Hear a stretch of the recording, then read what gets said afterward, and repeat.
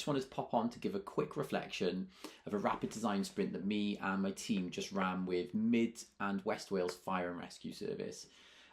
We've been doing some work at the moment exploring service patterns as an approach to help speed up the serving mapping process, reduce some duplication of effort, bring more consistency for end users. Obviously, there's lots of things that patterns can help with.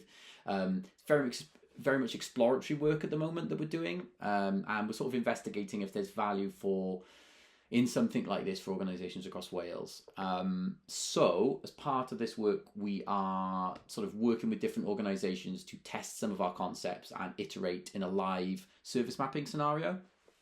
So for this particular sprint with the fire service, for us, it was about testing our hypotheses. It was our first go round at it, around service patterns, exploring whether there's some kind of reusable patterns could be practical for people when designing services.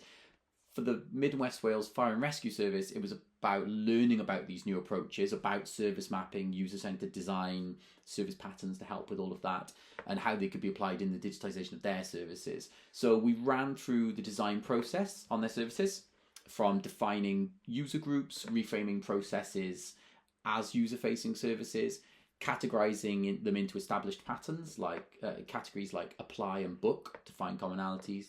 They used our prototype of a pattern library, which is very much just an artifact that we're using right now to test some of our concepts. They used that to map a booking service, one of their live services, which helped for us to learn whether that kind of concept might be feasible moving forwards or not.